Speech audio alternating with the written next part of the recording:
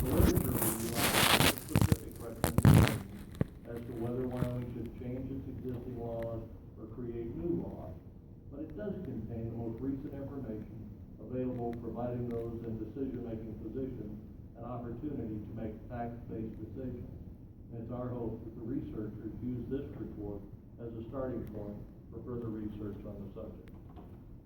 And so we attempted to do that, and I think once you have some time and you work your way through the report, you'll actually see how we went about it. And for purposes of this meeting, I'll cover some of those sections and some of what we consider the high points of the report. Maybe touch on a couple of the things that came up here today, so that you can take a look and see how complicated the issue of marijuana and medical marijuana and CBDs or CBD oils or cannabidiols or whatever terminology you want to use.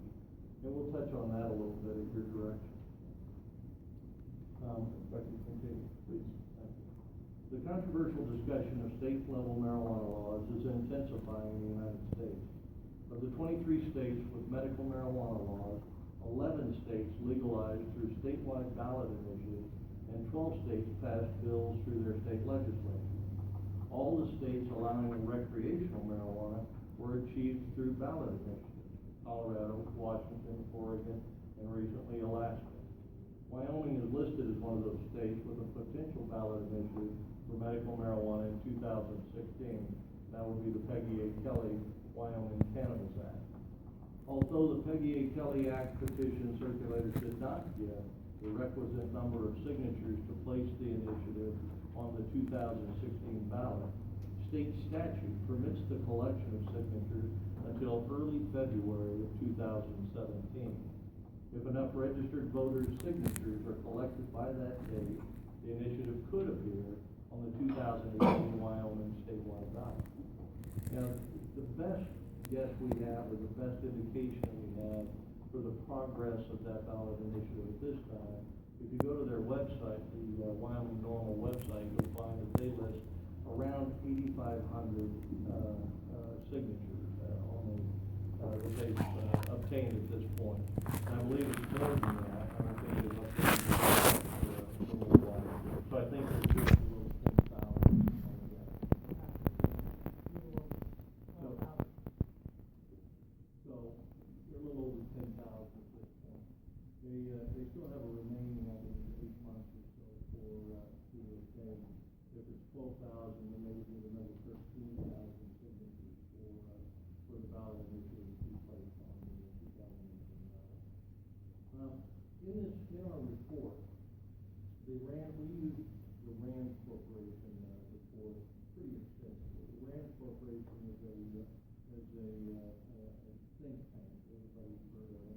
They do extremely good work. And so they looked at the medical marijuana initiative, and they specifically utilized insights into the Vermont medical marijuana system.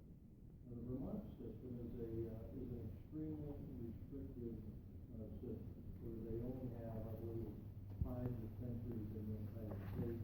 They have very restrictive requirements prior to anyone being able to obtain a medical marijuana card. You have to have a long-term relationship with your doctor. You have to only be suffering from a very specific set of ailments. And so the RAND Corporation did a very nice survey or study on that system. Now, Vermont, since RAND did that survey or that study, Vermont has actually looked at, or is looking at, a recreational version of marijuana, but it failed in the House this year, as I understand. And so they are still with that very restricted model.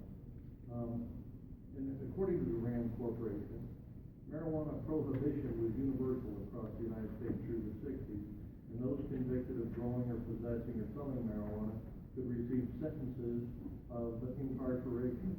Then in the 70s, 12 states removed or substantially reduced criminal penalties for possession of small amounts of marijuana. Many observers then believed that it was just a matter of time until the nation legalized the drug. Instead, the movement toward liberalization came to a sudden halt in 1978. One state, South Dakota, actually reversed its decriminalization, and no state initiated decriminalization in the subsequent 20 years. The end of the 70s liberalization is often associated with the so-called parent movement, itself a response to the rapid rise in frequent marijuana use among junior and senior high school pupils and the associated harms in 1979.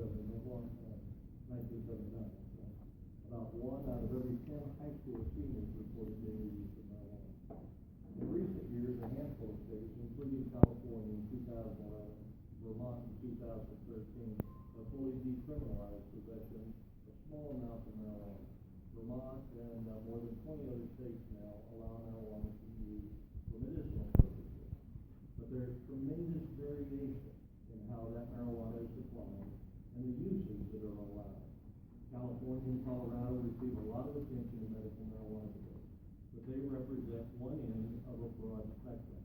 They allow brick and mortar medical marijuana stores called dispensaries and have very expansive definitions of what conditions justify obtaining a medical recommendation. Now, and I'll point out that in Colorado, last count that I heard, there were more medical marijuana dispensaries than there are Starbucks coffee shops. And so that gives you an idea of how pervasive the industry is in that area. In some other states, including Vermont, the medical marijuana system is more controlled, serving more as an adjunct to the health system than as a loophole for recreational users. Indeed, 11 states in 2014 passed even more restrictive medicinal laws, allowing only high cannabidiol and low delta-9 tetrahydrocannabinol marijuana for medicinal purposes. Now, why the new momentum for legalization? Certainly, public sentiment has changed. The Gallup poll has asked the same question about marijuana legalization since 1969. Do you think the use of marijuana should be legal or not? Support rose from 12% in 69 to 28% in 78, decreased to 23% in 85, and then steadily rose by 2013 to 58% answering positive. The ballot initiative effort in Wyoming was no doubt encouraged by a public opinion poll of registered voters in October 2014. The Wyoming Survey and Analysis Center conducted a statewide election survey for University of Wyoming Political Science Department. Questions on attitudes toward marijuana were included. 72% of Wyoming residents supported adult use of marijuana if it was prescribed by a physician, and only 25% opposed it. Although Wyoming residents do not support legalization of marijuana for personal use. A majority responded in favor of reduced penalties for those found in possession of marijuana, but nearly 2/3 of those surveyed, 62%, believe the penalty for marijuana possession should not include time in jail. 32% support jail sentences. 2014 WISAC survey was the first scientifically sound statewide survey to ask voters about opinions on marijuana.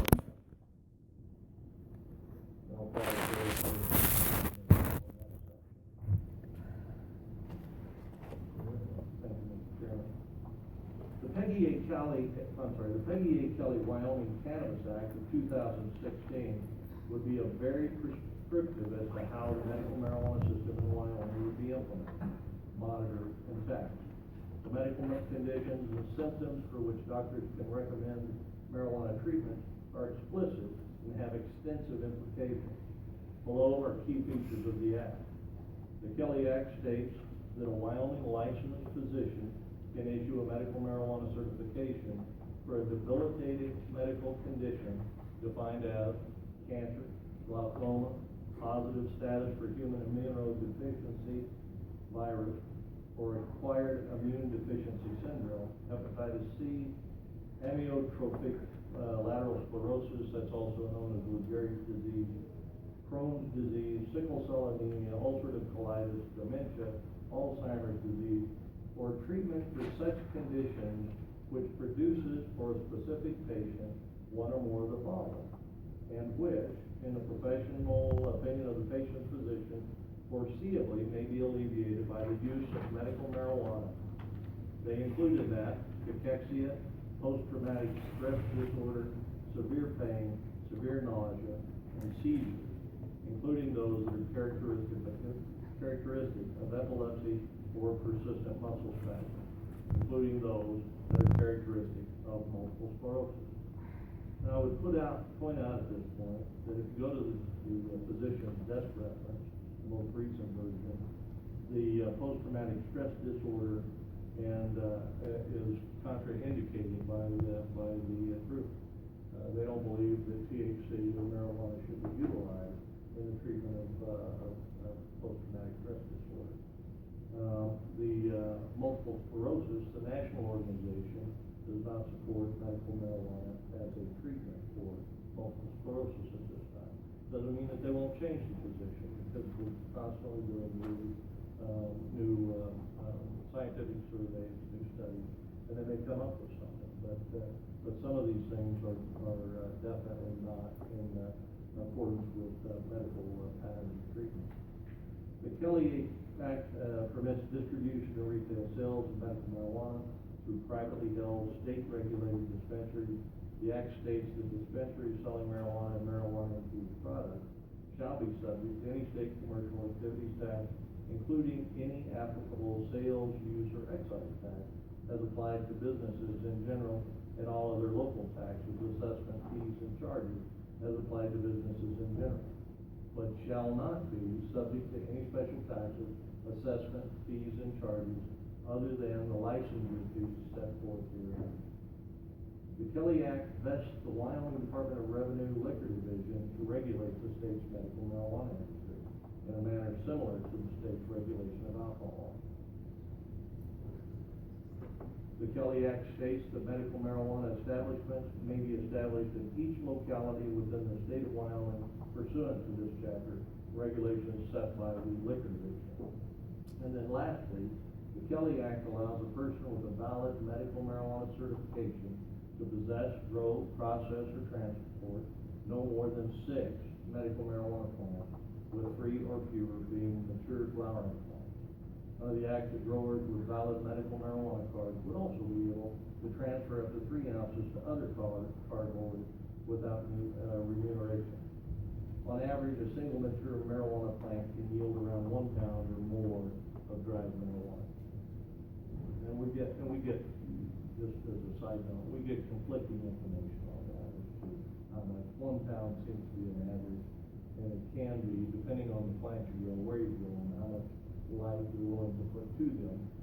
We've had numbers of up 5 to 7 pounds per year off of a single plant. So it depends on how good you are, I guess, at horticulture. Under federal law, marijuana possession, distribution, and production is still illegal. The U.S. Department of Justice in 2013 issued the Cole Memorandum, which provides guidelines to federal prosecutors. It is important to remember that the legalization structures in Colorado or other states are not approved by the DOJ. And RAND's considering marijuana legalization reminds that any administration could withdraw these guidelines at any time. And so the Cole Memorandum was the start of this, when there was a determination by Cole to reduce the amount of enforcement that was going to be taken on by the DEA. And so that's what started the movement in Colorado and then in other states. And if Dr. Braun is tracking with me here, I think I would turn over to her and ask her to discuss the section on medical benefits and consequences of marijuana use.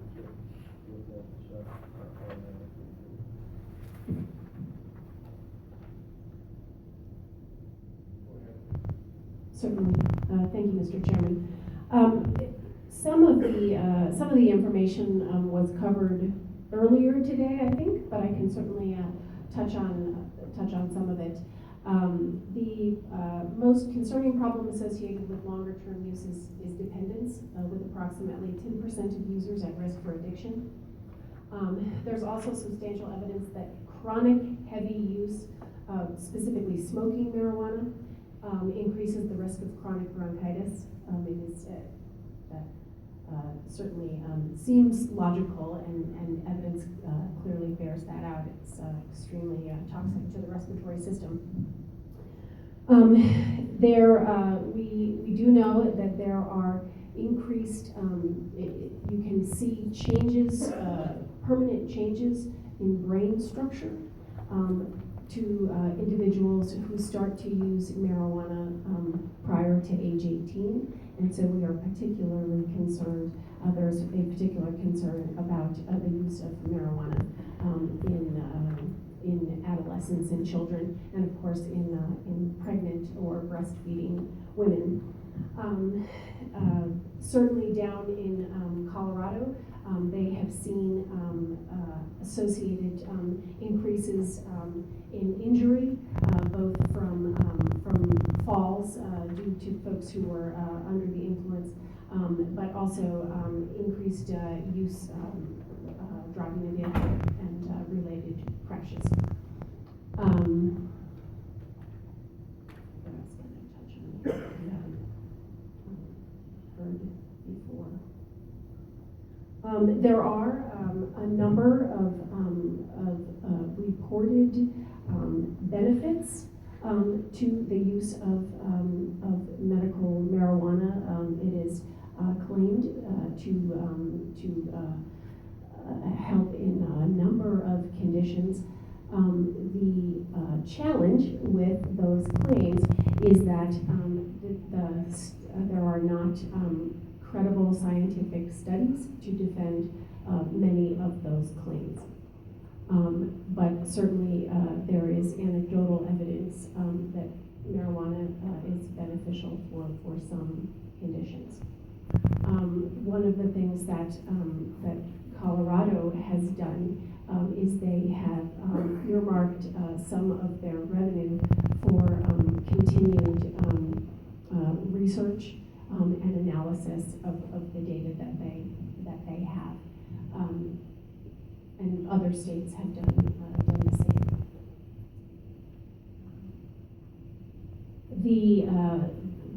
There are different components of marijuana. THC is the hallucinogenic component. CBD is the component that is generally considered to have the therapeutic effect.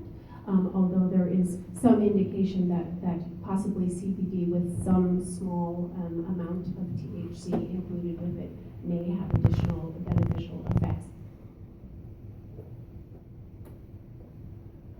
Certainly we have seen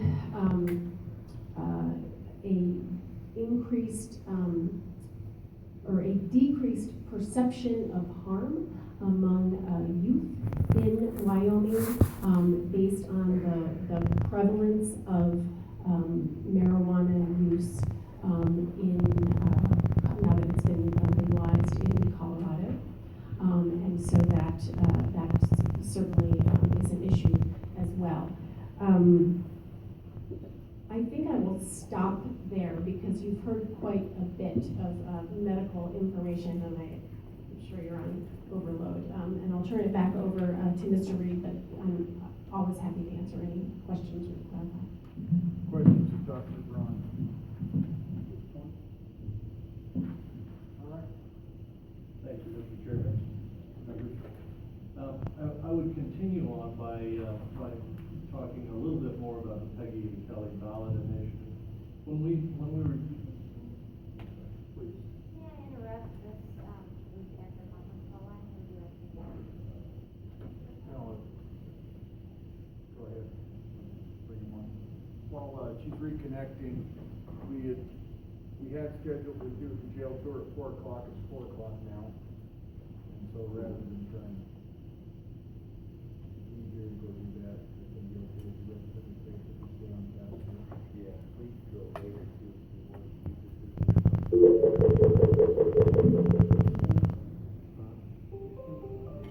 Leader phone. Welcome to the Leader teleconferencing service.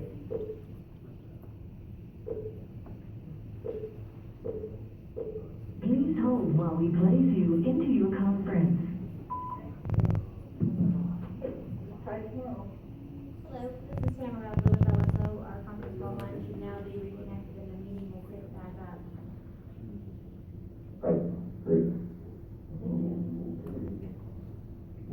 happy hour.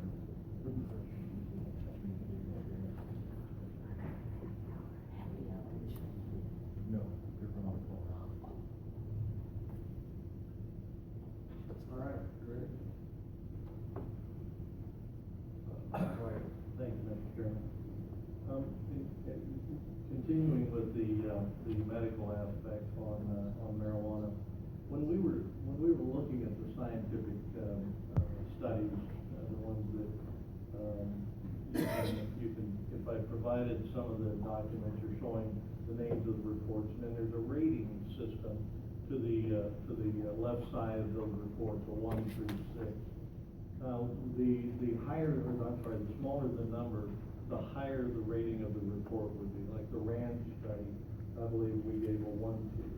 And then there were other reports who, and I may have that back, but there were other reports that were totally anecdotal reports, and those would have been given a bad number. And so we rated those, and then we utilized the ones with high numbers as our sources for the documents.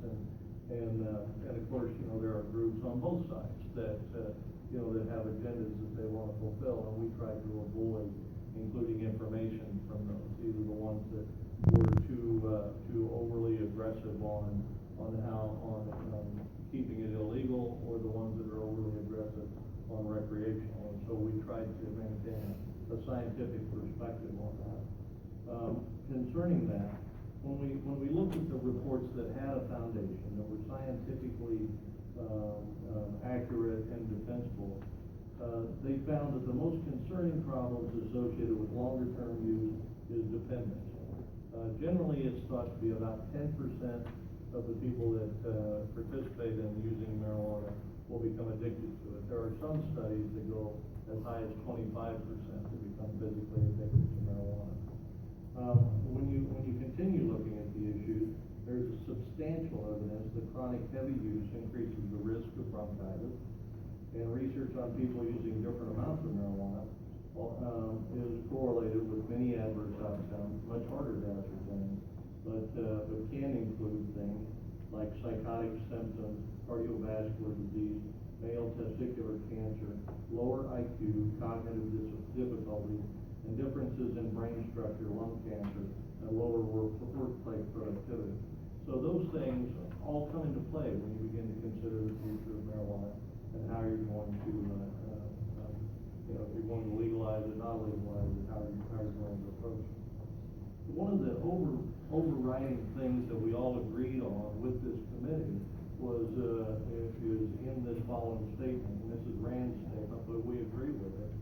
And the question is, can we just look to Colorado and Washington to determine whether legalization is a good idea? Unfortunately, it is too early to know how the new regulatory regimes in Colorado and Washington will fare in the short and long run. Industry structure and behavior will take years, if not decades, to mature, and consumer responses will develop over similar periods. And so, through all of the work that we did, all of the documents that we looked at, we kept coming up with, we need to wait. We need to watch this system develop. We need to see what actually happens. When you go farther in, and if you have the report, it's on page 11 of the report, you'll see a discussion about the cannabis cures cancer. The discussion that took place here earlier. And we write in the report that both anecdotal and limited clinical research indicates the possibility that cannabinoids might provide some relief in some disorders such as migraine, irritable bowel syndrome, fibromyalgia. However, none of these potential uses have been sufficiently demonstrated to be considered a valid claim at this time. Some advocates claim there's evidence that cannabis products can cure cancer. Several studies have grown isolated cultures of human cancer cells in petri dishes and have demonstrated that when cannabinoids are added directly to the tissue culture, the growth of the cells is slowed, not stopped. However, it is not clear that when cannabis products are consumed, that the cannabinoids would reach the target tissue at a sufficient concentration to slow tumor growth. In this literature review, we did not find any published research in which cannabinoids consumed by actual patients resulted in slowing or halting tumor growth. And so you have anecdotal information, and then you have research that has looked at valid scientific studies about an issue. And on that issue, we could not find anything. And we also looked at the Rand Corporation. It was the same thing. Now, I would encourage you to take time to read through the Youth in Wyoming's Educational System section of the report, and then continue on. And you'll find that we have a revenue section where we approach the Department of Revenue under Director Noble's guidance to give us an estimation of how legalizing or how the Peggy A. Kelly ballot initiative would work in Wyoming. What would be the results of implementation of that ballot initiative? And so they went through all the processes. They looked at what it would take to open an office for the revenue tracking, for enforcement of the tax laws, for enforcement controls, and they came back with and I'll just cut down to the very last paragraph in the report. You can look at the rest of it. Based on the assumptions made, and let me back up just for a minute, because this would be of interest. Within the last few months, I've been asked to respond to letters that have come into the governor's office. Those letters indicate that we should legalize marijuana because it, quote, would be a replacement resource for the coal industry's loss that we're seeing today. And of course, I mean, we know how tragic that is and how drastic of an impact that's having on the budget. And so the final paragraph in the revenue report is, based on the assumptions made, that's the Peggy A. Kelly ballot, and the costs that they estimated, the revenue generated from licensing and sales will not be sufficient to pay for the administration of the program. It is certainly possible, though, to adjust the licensing fees and taxes to cover the administration. And so under the standard taxes, we would lose money, and we would have to subsidize a medical marijuana program in Wyoming at a time when we're already cutting budgets and working through the issues. Yes, sir. What page was it? Where that statement was made about funding and Page 20. That'd be page 60. It's in the full report. And it goes through, they did, the Director Noble did a very nice job of estimating costs. And what we did, or what he did, I'm sorry, was he did an estimation of our demographics compared to the Colorado demographics. And so you take population basis, number of, or the amount of marijuana sold, or products sold per individual in the medical marijuana program, and then did a comparison to Wyoming.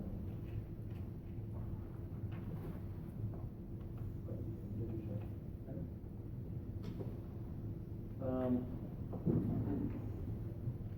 don't know how much more time you'd like me to spend on the report, or if you'd like to go to answering questions. Let's hold up for a second on that last little part. I've certainly had those same questions or statements made. This is a great opportunity for all new ag focus to replace lots of industry. Does anyone else have any questions about this revenue statement or position? No good? Anything that we talked, Mr. Reed just presented? Okay. Mr. Chairman, I would add to the revenue that they were limited in only looking at the amount of monies that would be taken in from sales and the costs of the enforcement of their enforcement of the program. They were not able to actually dial in the numbers that they're seeing in the increased emergency room calls for people having overdoses of marijuana from edibles and other issues that are taking place in Colorado. That wasn't factored into those costs. Increased law enforcement costs were not factored in to that. This is simply on a revenue Representative Baker. So I guess, Mr. Chairman, and Mr. Reed, just following up on that, if the negative repercussions were factored in, I guess the positive repercussions, increasing tourism, those type of things were factored in as well, is that correct? That would be correct, Mr. Chairman, please. And I would point out for tourism, if we were doing only medical marijuana, which is what the $78 initiative is for, I doubt there'd be an impact on tourism. Because part of our requirements are that you have, or would be, that you have to have a relationship with your doctor within the state of Wyoming. All right. Senator Hayes. Mr. Chairman, when we get into that, the Peggy A. Kelly initiative is far beyond just medical marijuana, all the way up to the manufacture of edibles, distribution, and the licensing, growing, hemp, and all that stuff. The economics looked at for those, for just for medical marijuana dispensary side, because there's some significant costs that come in with administering all those other programs that were advocated in this ballot initiative. They were looked at, but they're in the agricultural section of the report. You'll see that some of the costs are identified in different sections of our report. And Director Miyamoto was in charge of that section, did a very nice job. So on the medical side, the cost also look at the establishment of medical marijuana infused plant product manufacturing facility. Mr. Chairman, it's my understanding, and I don't represent myself to be an expert on these issues by any stretch, but my understanding is that those facilities would be private industry, and so our job as a state would be to regulate those, and then regulate whatever whatever the regulations require us to do. Okay. Please. Anything else you want to go with? I can go a while or I can stop. Well, That's probably sufficient to, I guess, to start the conversations and then, be willing to answer any questions or turn the floor over to Dr. Bond, who's much better at the medical issues than I ever imagined to be. So, whatever is the pleasure of the chair.